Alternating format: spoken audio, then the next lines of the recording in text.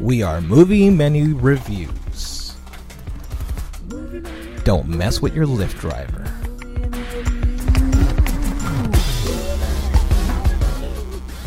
On today's menu, we'll be reviewing The Equalizer 2.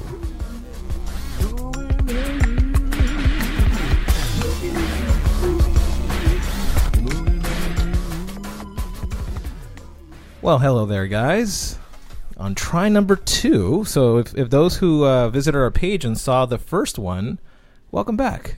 Yeah, I guess. Take two. Take two. I'm here joined with our, I don't know what your title is now. Is He's it special correspondent? I thought it was intern. I thought he got... No, he's correspondent. He got demoted from intern. Got it. Okay. Yeah, well, yeah, with our special correspondent, Rigo Espinoza. Yo, what's up, guys? The Rigo. The rigorous. The rigorous. That's right. R-I-double-G. And as we can see, we do not have Dan the Man Munoz because he's currently at San Diego Comic-Con, living it up. Yep. Which you can watch cool... you can take a look at cool pictures that Dan's posting up of cool creatures. Yeah.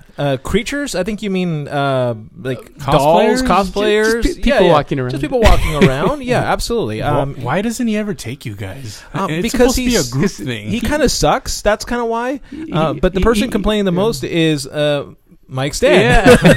Yeah, I'd get him in a lot of trouble. He does. And we constantly tell him, hey, take us with you. And he's like, nah. Yeah. He's selfish. So now that we have Rigo here, can I get my money now? No. God damn it, man. This is why you didn't get invited back. Well, I got invited back this week just so I could give you some money I don't even owe you. This is a fair statement. All right. Well, with San Diego Comic-Con happening, SDCC, you have your, I believe it is the Saturday event, which is usually the movie day in Hall H. So with that being said, there's a crap ton of trailers, which we will be discussing now. So the first trailer we want to talk about is Aquaman.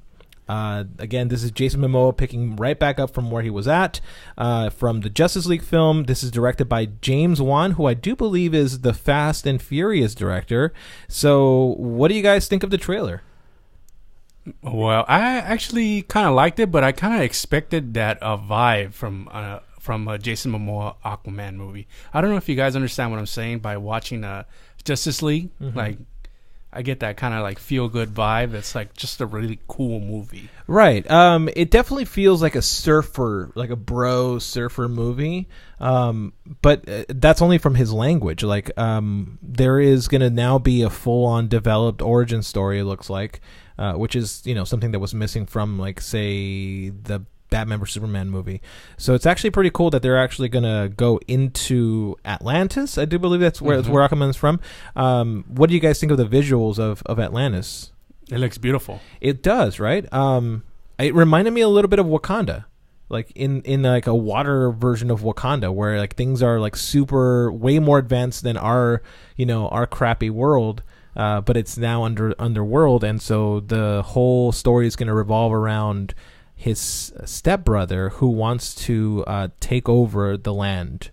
So did you guys get a good vibe of that? Like that's kind of what it's... Yeah, Mike, go ahead. Yeah, I think it looks like it'll be a fun action flick. It looks... I hate to constantly compare, but I feel like it's going to be a Thor type film. That's true. And I think even in the approach of the Aquaman character, like the way they're trying to...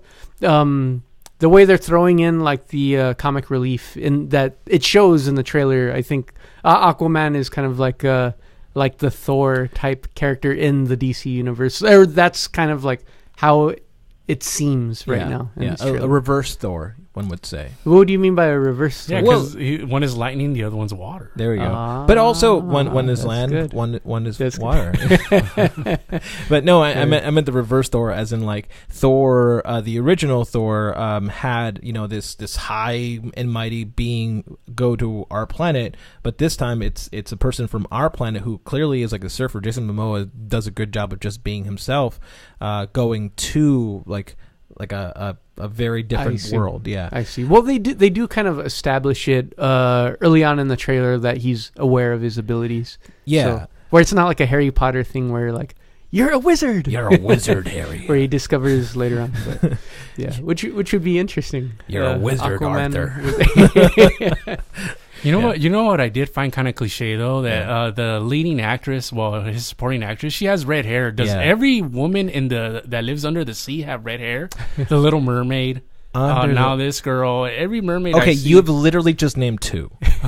That's a lot. That's every girl. 2 equals a trend. That's what Rigo is stating. I'm right just here. saying. I'm just saying. I'm on board with what Rigo. I don't think that's how it works. I don't think that's how math works. But you're okay. Fair enough. Well, actually, no. His mom is blonde. Arthur Curry's mom is blonde, just played by Nicole Kidman. So yes. I'm not gonna say that you're right. I'm just saying that right. Trust me, Little Mermaid. If we're taking stats here, you got either. That's 1 out of 2. That's not. He's not that off. I'm 2 out of 2. He's 50%. Also, Jason Momoa's got dark hair, so I'm just But then it's. I was thinking about that. But then his father is from the Earth realm. Yeah, which is interesting. He's being from the surface world. Yeah, if I'm not mistaken here, his dad is going to be played by. Oh no, it's not Randall Park.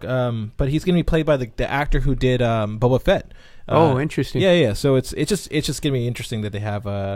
It's Timora Morrison. So it's going to be fairly interesting. I do think that the mood is different, right? Okay. Like immediately you do feel like the mood for the film, for the DC universe, which we have always seen as being like the dark. Yeah, universe. You're absolutely right about that. It does feel a little bit more lighter. Yeah. But and from that, we jump over to the next trailer, Shazam. Yes. So Shazam, right. My biggest fear was that Zachary Levi, the lead actor who got chosen to become Shazam, was way too skinny. The guy is a nerd. He came out in a TV show called I forgot what it's called. Chuck. Thank you, Chuck. Yeah, and he was very skinny. So he has now fully bulked up. I think that it.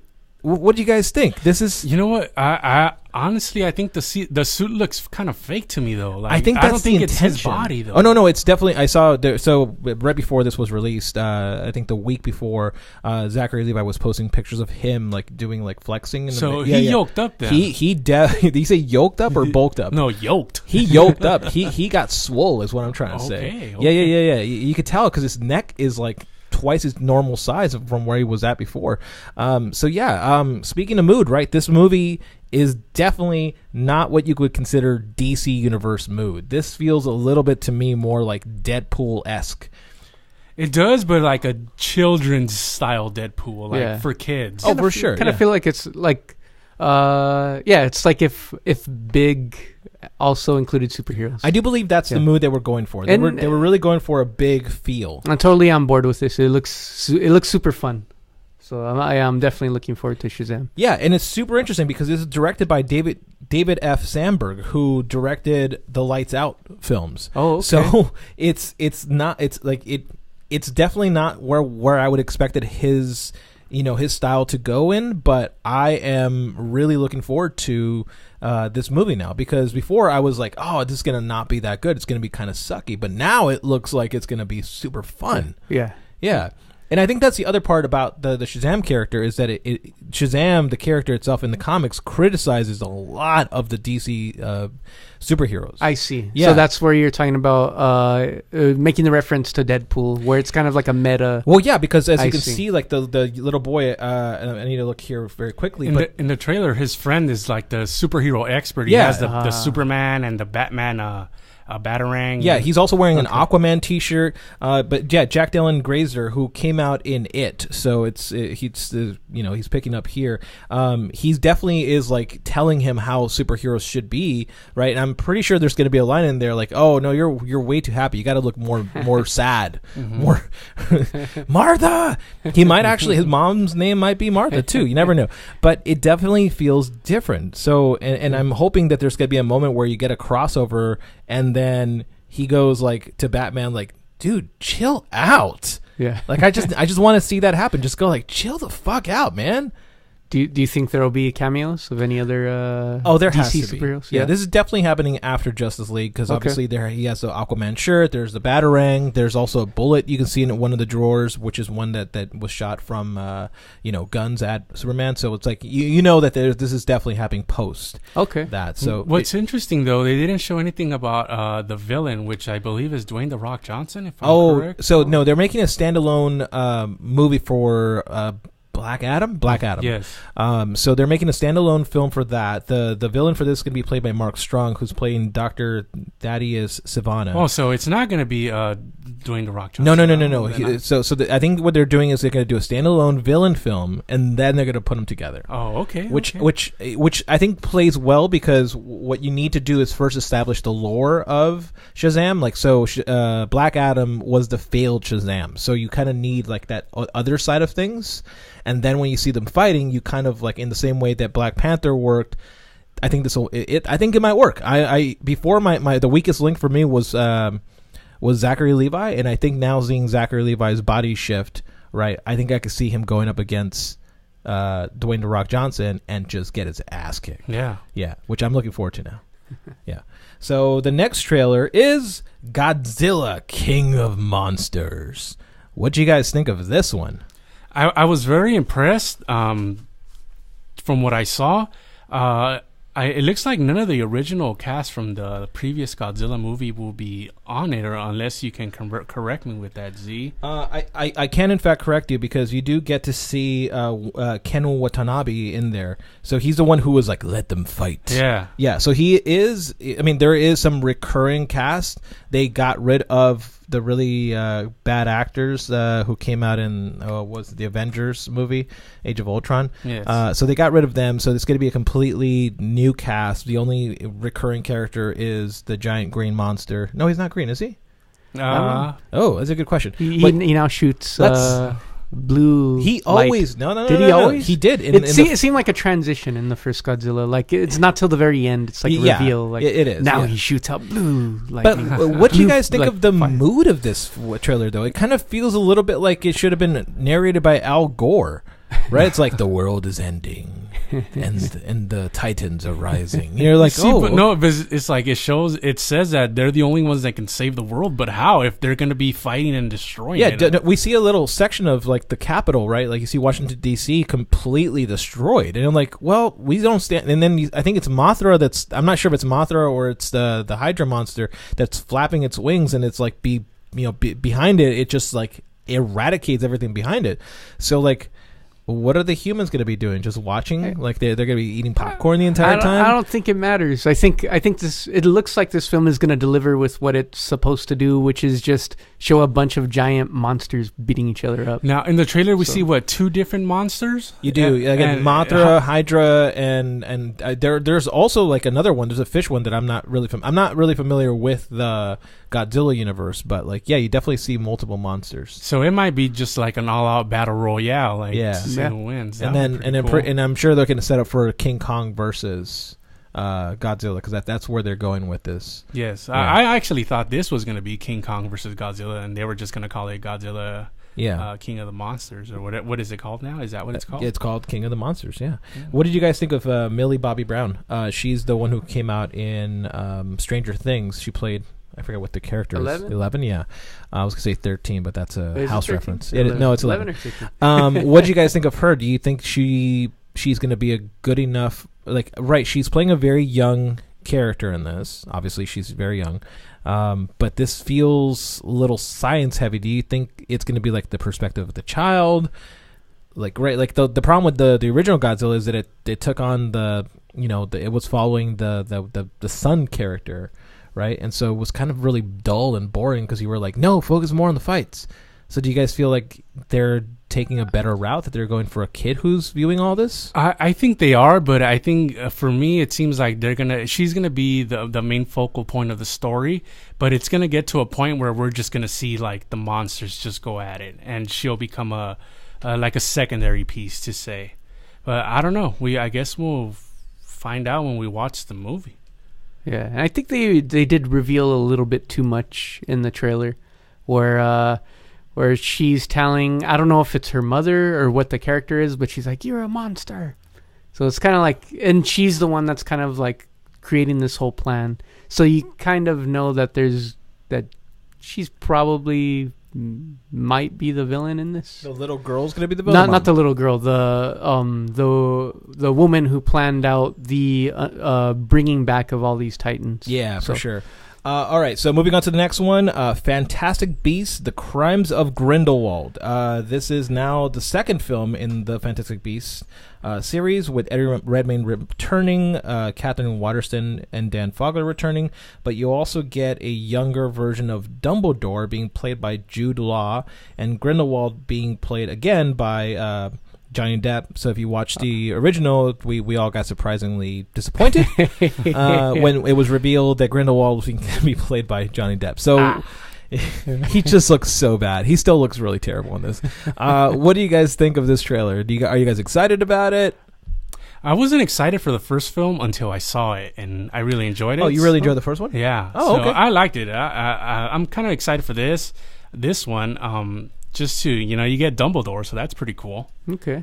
Yeah, you get a much younger version of Dumbledore than we've ever seen before, and you do get a sequence where Dumbledore is standing next to the mirror that comes out in the Philosopher's Stone film, and he sees Grindelwald, which is unusual because the mirror shows you whatever you want to see. Like, it shows you the thing you desire the most. Exactly. So I'm hoping, like, I think I've said it before, but I'm really hoping they start to, like, really, like, sow the seeds of, like, hey, Dumbledore, in fact, was gay, and the reason that he can't confront him directly is because there's so much emotion between them both that if they do face off, it becomes, well, part 3 of the movie series. Mike, what do you think of the movie? I think there's higher stakes in this, from what it seems. So, I think that's what was missing in the first Fantastic Beasts film. So I think this one will be pretty fun. Yeah, for sure. Again, I'm looking forward to it. Hopefully they can... They also have, like, the relationship thing that's in there that I'm kind of not looking forward to with Dan Fogler's character. You guys remember that? Yeah, and I don't remember the actress's name, but she was the blonde lady. Yeah. I'm hoping that they can fix that a little bit because I felt like it was a little too on the nose. Like they were trying to go for that old-timey love story that just didn't feel right. It was sad at the very end, but it was still kind of a little... forced.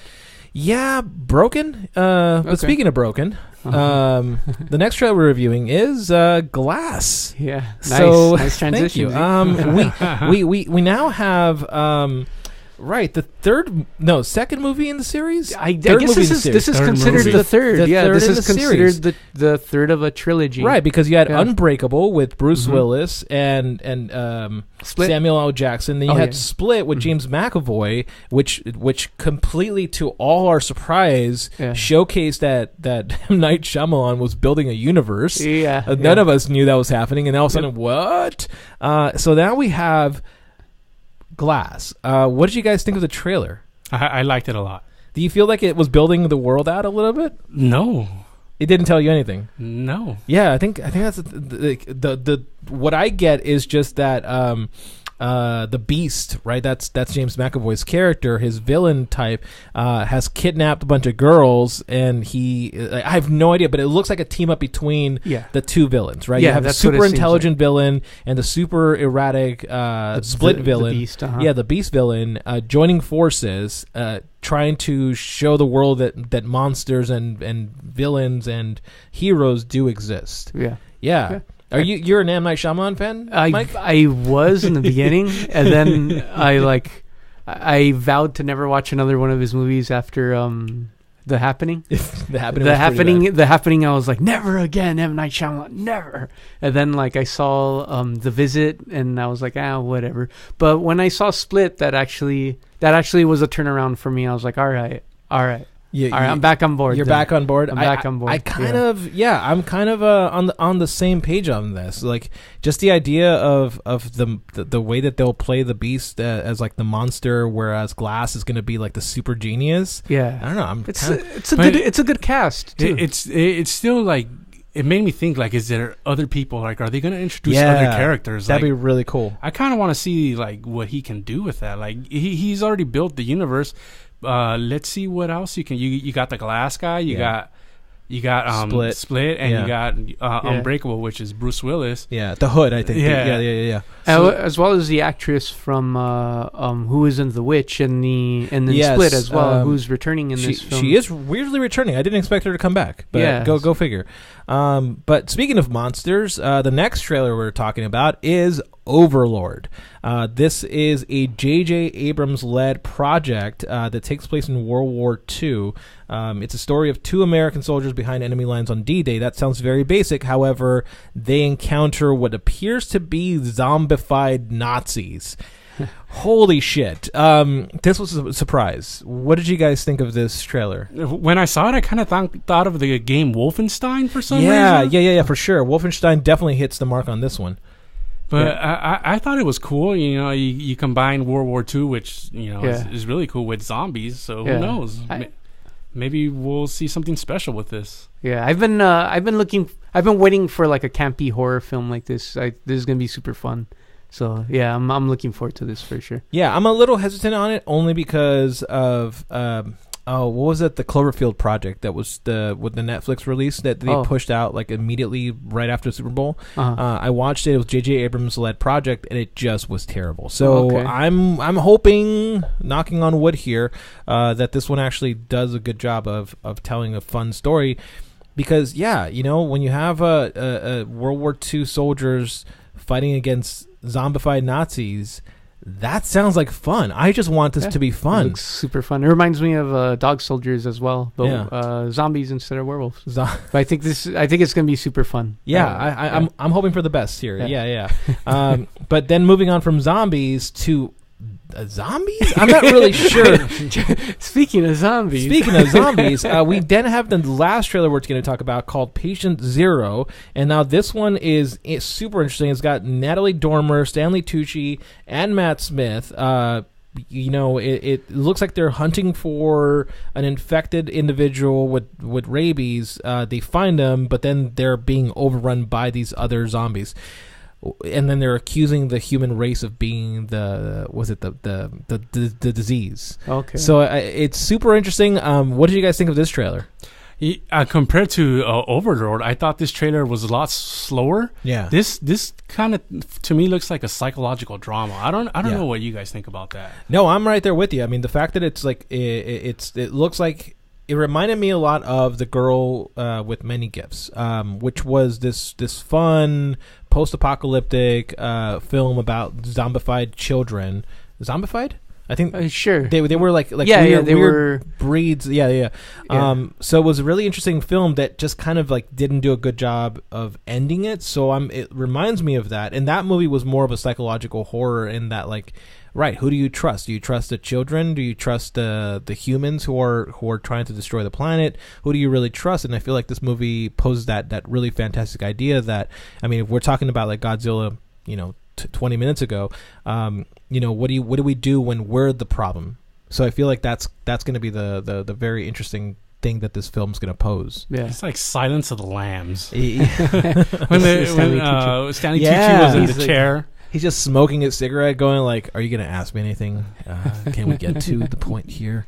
It just looks really super interesting. So I don't know. I'm looking forward to it, but at the same time, I'm looking forward to starting this review because boy, has this gone on for a while. That's what Comic-Con does, right, guys? We talked about it, I think, a couple of weeks ago, where we didn't get much news, but then we were waiting for Comic-Con to drop because that's when we get all of the trailers. So Dan just said hello from Comic-Con. He was on the chat, but you know, how's it going, Dan? Yeah. How's it going? How are your feet, Dan? All right, so let's get on to the movie review. Movie menu. We made it, guys! Yay! Hey, we're almost there. We're halfway there. The movie we're reviewing is The Equalizer, directed by Antoine Fuqua, written by Richard Wenk, and based on the characters by Michael Sloan, starring Denzel Washington, Pedro Pascal, Ashton Sanders, and I'm sure a lot of other people, so we'll get to that. Here's the plot. Robert McCall serves an unflinching justice for the exploited and oppressed But how far will he go when that is someone when somebody gets killed and that's the person they love? I'm assuming that's what happened in the story. Okay. Yeah. All right. So it doesn't. Sorry, IMDb didn't exactly clear up the plot here. All right. Depending on your spoiler-free review, I will decide this movie's worth a dine in, a takeout, watch the movie at home, or a leftovers. Well, equalize yourself. Sure. Okay. No. What was the other thing you guys were saying about? Say hire hitmen to trick everyone into thinking that you shot yourself. There you go. Or give somebody your toothbrush. And ask no questions later. Piss someone off, and then give them your toothbrush. There we go. Exactly. That's the leftovers. There you go. And then request it back. I'm assuming. Then brush your teeth. Then brush your teeth with whatever they've done with the toothbrush. Did they shove it up their butt? I'm assuming they shoved it up their butt. I hope so. That would be a good movie in itself. It would be. It would be.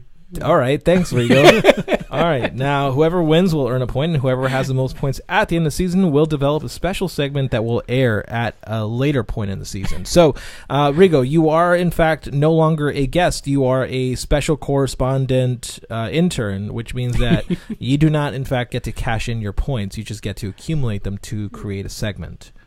Okay. Just letting you know. All right. I will be the judge, jury, and executioner. I will be the equalizer in this discussion. All right, guys. Podcast over.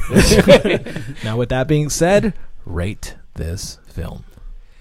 Considering all aspects of from what I saw the movie and where I saw the movie, I'm going to give this a dine in. A dine in? Really? Yes. Wait, what do you mean by where you saw the movie? Yeah, I at the theater I saw it. It was a fairly large audience, and they all really enjoyed the movie. Okay. And so did I. Oh, okay. It's like a super vocal theater. Yes, that's always fun. That always that instantly makes it more enjoyable. Watching it does, especially if you have like an audience that's like willing to watch this film.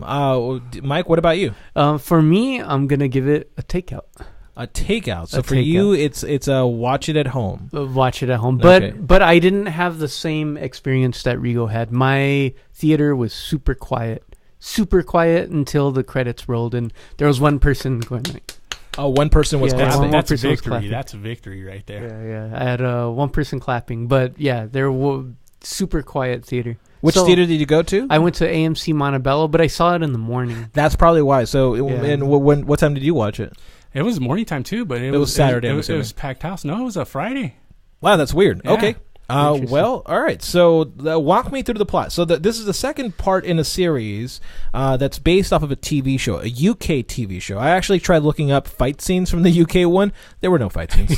It was more of like a CIA operative trying to help people out. It just seemed like very British TV, to be honest. And I know that in the first one they introduced a character of Monitor or something like that, the person who was like been keeping track of this ex-CIA agent. And from what the trailer describes, something happens to her, and he's seeking revenge for that murder. Is that correct? Yeah. Or walk me through more of it. No, yes, that's totally correct. Basically, she's retired. This all happens like in the first act. So she's retired, and she takes on an assignment to go somewhere else to look up some information and investigate a murder, and she gets killed. Yep. Oh, well, that's easy. But he's also a Lyft driver in this one, right? Before he was like a Home Depot worker, but now he works for Lyft. Yeah, he upgraded his job. I guess he wanted to work from home. Is that an upgrade? Is that an upgrade? To me, it is. I mean, I'm glad it's not Uber because Uber doesn't pay as much from what the reports say. So Lyft seems to be the winner in this. You guess so? Yeah. Yeah. And him being a Lyft driver, it kind of builds on his character and his personality. From the first movie, you already know he's like a good guy and he's a badass. But just the way there's a sequence in the beginning of the movie where he deals with about 4 or 5 drivers, and he just he shows emotion, but from seeing what they're going through. Like, for example, there was a girl on the phone and something happened, and she was like excited, and he was excited about it too. He didn't talk to her about it, but He was smirking. So it's like he's. I'm sorry to interrupt, but it's like he's living vicariously through his passengers. Oh, that's interesting. Okay. Yeah, so like there's another guy who's going to the military, and he asks him like, "Are you going to Afghanistan?" And he's like, "Yeah, okay." And he tells him, "All right, I'll be there to pick you up when you get back." That's so cool. It's like little things like that set up his character, which I thought were cool. And the thing about the original Equalizer was that, you know, he seemed like a man with a heart of gold. Like, right, there was like that one of the workers that he worked with wanted to become a security guard, so he like helps him get the security guard exam passed. You know, then there's a girl who comes in with the bigger problem, who's a prostitute, a sex worker, and she gets assaulted, and then he goes in and he equalizes things. So I have seen the trailer repeatedly, and I get an idea of like what it is that he's going up against. So one of them has to do with like the businessman who assaults a girl, which looked like a pretty cool action sequence. That's a part of the intro too. That's part of the intro? It shows like how badass he is. Like he goes back, and you could tell he tended to the girl, and then he starts asking these guys questions, and they're douchebags. So he equalizes them. He takes care of business. I do like that we have changed the word murder to equalize. Hey, that's what it's all about. But he doesn't murder them though. Oh, he doesn't. No, he in the original he does kill a lot of people. You know, he does kill people in this one, but in that particular situation, he doesn't murder them. He just like hurts them real bad. Yeah. And he tells them to do certain things. Yeah. Like give them a 5-star Lyft review. That's not. That really does happen. Rigo's not joking. Does he like stand over them and goes like, "Give me a 5-star. Give it to me now." No, he's like he like with the last guy, he's like, "All right, I'm gonna do something to you, but after I'm done, I need you to give me my 5-star review." That really he happens. like does something to him, and he gets in his car, and it has like it shows the Lyft screen, and it shows 5 stars, and he's just like, "Yeah." Yeah, that happens. I don't even know what to say to that. I've literally no words to say to that. Hey, he's got to keep his 5-star review. Okay, but Mike, you said that this is a takeout for you? Yeah. What makes this not a dine-in for you? Okay. Aside from the audience. You said the audience was an issue for you, but... Yeah, well, I think just the film itself, this film is a great character piece. You get to know Denzel Washington's character very well, and you're rooting for him all through the film. And like Rigo said, you get to see all the different like heart of gold stand-up things that he does. I think the problem with this film is the villains of this film. First, I think they bring it a little too late in the film, so I feel like the first act kind of lags a little bit. Okay, and I mean it's fun to see him live his everyday life, but in a film called The Equalizer 2, that's like an action film, to have very, very little action other than like our opening sequence. Like it's kind of like it turns into a slow burner when it shouldn't be. And then and so a part of, I can't say exactly who the villains are of this film. Are they Russian? Because the last one had Russians. No, they're not Russian, but I think there's some flaws in the writing in terms of who these villains are, and both in Denzel Washington's character outmatches like everybody. He's basically fighting like a team of people, and he's taking them all out, and it's kind of like it feels like he's never met his match. He's indestructible, and there's nobody who's equal to him, like who can like say, for example, and I use this repeatedly with action films, John Wick. John Wick 1 was really fun because it worked well that he was fighting against people who were better at it than he was. Yeah. So there was who was it in part 2? Was it Common? It was Common in part 2. Yeah. So in Equalizer 2, there's no equivalent. There's no Common type character that he's fighting against. Maybe they should have got Common. They should have gotten Common. They should have found some common ground. That's what you're trying to say. But I can't reveal. I mean, it's pretty obvious. Like you know immediately like all the villains that are in this film, so it's no secret. But even then, like with these characters that should be as equipped as Denzel Washington's character, they're obviously they're not. Out of their league. Yeah. And so it's So Denzel Washington is pretty invincible in this, I see. and so you don't really feel the stakes very much, or I didn't feel the stakes very much. Yeah, and I'm seeing here it's written by Richard Wenk, who has written a lot of interesting things, including the Mechanic, Expendables 2. But he also did Magnificent Seven, which was actually quite fun, and but also went back to go do Jack Reacher, Never Go Back, which was really bad. But don't get me bad though. Don't get me wrong. I don't think that this is a horrible film or a horrible action film. And Denzel Washington's character is a pretty likable guy, and there are some recurring themes that I really liked in this film, and Denzel Washington ends up there's a character where he ends up being like a fatherly figure to this character, and he gives some pretty good advice to him, and I liked how he positioned himself as like I'm going to show you the right way to do things. And that was like the gang member, right? That's I'm assuming that's a gang member who's he's not, but he's like on his way. Yeah, he's on his way. Yeah. Also, too, what I liked about it is like they showed that he was grieving for his wife. Like he never really got over that. So, okay. So that was a new interesting element. I don't know if they. I don't know if they actually put that in the first one. In the first, yeah. So in this one, they show that he grieves his wife a lot, and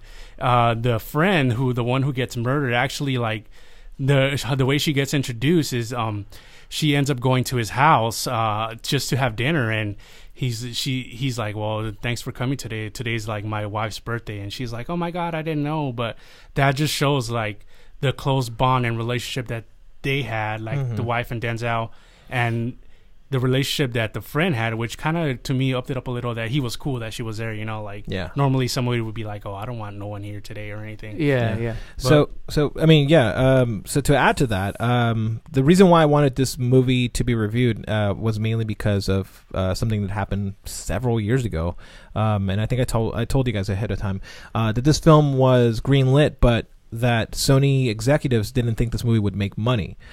They thought that this movie would actually suck, and so they were sending messages back and forth, very racially aggressive, messages saying that like no black-led film will ever make money. And the Equalizer 1 made quite a bit of money, and I think partly it has to do with Denzel's star power. Denzel's an amazing actor, but secondly because it's directed by Antoine Fuqua, who is an amazing action director. So what did you guys think of the direction style, the action sequences in this film? Do you feel like it was up to, like, say, John Wick standards, or, was it, like, really fun to watch? Well, I don't think it's going to be like John Wick, because I don't think anything can really compare to that right now. It's hard. The third act, I did enjoy it. It was pretty cool. That was like the final action sequence. Yeah, it wasn't like 5 minutes or whatever. It was maybe like 20 minutes, and it was pretty cool. The setting that it had and where it takes place, it just all made sense to me, and I really enjoyed it. It was strategical and it had action at the same time. Cool, Mike. Okay. What about you? What do you think about the direction in this? As far as the action sequence, yeah, absolutely. I think the action sequences were fun. I agree with Rigo. The ending action sequence in itself, like the climactic action sequence, was great to watch, and it is. Is it a spoiler to say where it is, Rigo? Would you say at a warehouse? No. You know what? It's not a spoiler because you kind of see it throughout the movie. There's basically a big storm coming. So like it's in a storm. No, so the Equalizer goes back to his town where he lives, and that's where the whole thing takes place. In Chicago. No, it's There's a lot of storms in Chicago, right? In New York or something like that. Okay, sounds fun. Yeah. Great. How was the acting in this movie? Of course, Denzel was Denzel. But Mike was right. The kid that he supports, he did a really good job too. There was a couple of situations that he got into where I don't know. Was that Miles?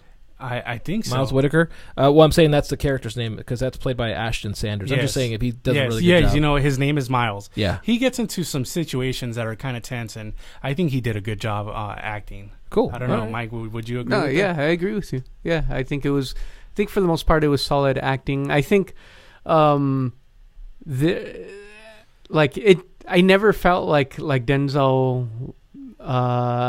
There's no even like with the good guys, like even some of the other, even the good guys, like some of Denzel Washington's friends.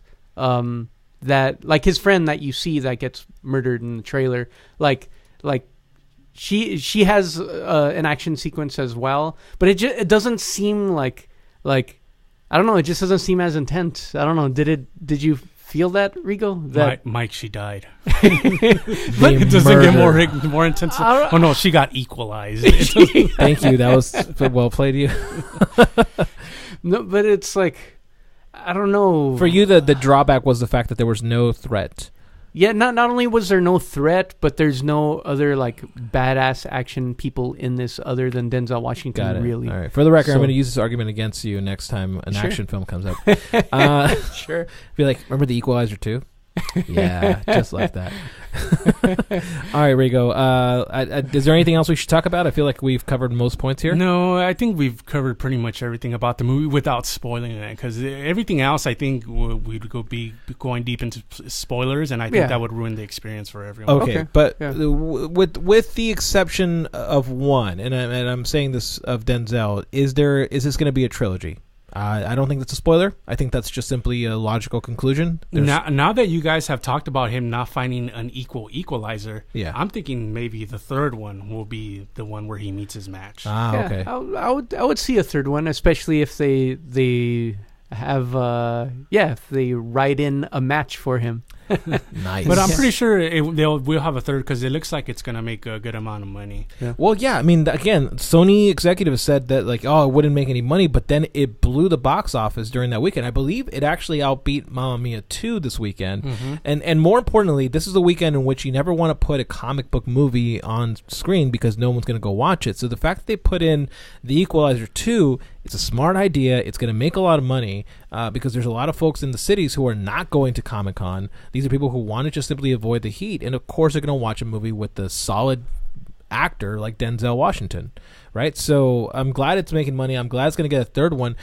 And you know what? Anton Fuqua can do no wrong in my book. I think he really has a great stylistic eye.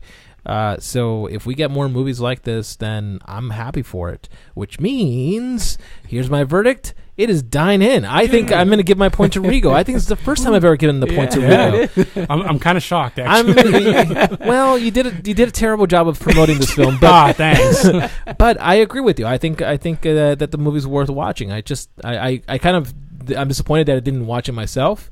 But listen, it's Denzel. I'm always willing to watch a movie with him, even though it can be really bad. Even at that, The Equalizer 1 was a silly, dumb movie, but it was still an enjoyable movie. So, Mike, I mean, you're not wrong. The writer sucks. Okay. The writer sucks. No, you'll enjoy it for what it is. Yeah. And going into the theater, enjoy the AC. Yeah. That's what I'm saying. Yeah, watch it in a theater where it'll more likely to be crowded. Yeah. For sure, absolutely. Yeah. That's it. I guess that's the end of my review here. I would say this is a dine-in. Go watch it in theaters for The Equalizer 2. Next week we'll have Dan hosting once more, but for now I have to say thanks, Rigo. Oh, thanks guys for having me. The RIGG returning for his rigorous. I mean, listen, we did not have you for a whole season, and now you're back to back. Wait, I was on last season. What was it? This season. Up to now. This season. I was kind of worried, and I thought I wasn't going to be on until I ran into Dan at the theater, which is really funny. Did you run to Dan into the theater? Yeah, he was like, "Hey, man, like you didn't respond to my email." I was like, "What email?" Yeah. So the one where I send for the list for the movies. I was like, "Oh, that email." So the one I put in the trash. What you're saying is the reason why you haven't been appearing is because you didn't read the email. That is correct. All right, so you can tell your friends stop hassling us on our Facebook page. That's them. That's not me. Yeah, good point. Well, it's good to have you back. Will we see Rigo next week? That's the question. Yeah, I know who we will. No, Corey's going to be on. Unless you equalize Corey beforehand. I would not want to equalize Corey. He's way too tall. Leader. He's a little tall. I mean, I'm just saying, if you get to equalize somebody that tall, you're going to have some trouble. Yeah, and I played basketball against that guy. That guy hits you and it hurts, man. So. I was going to say, tell us more, please. I don't want to mess with Corey. All right. Well, I'm glad you're here. If we do see you next week, then we do see you next week. If not, we will definitely see Mike because it is Mike's place. Hi, Mike. Hey, Thanks again for being the sound guy. No problem. Thank you. All right, and with that, I'm going to say go watch The Equalizer in theaters. And if you're not at Comic-Con, you're cool, unlike Dan, who sucks. He does. 2, 3, 4. Bye.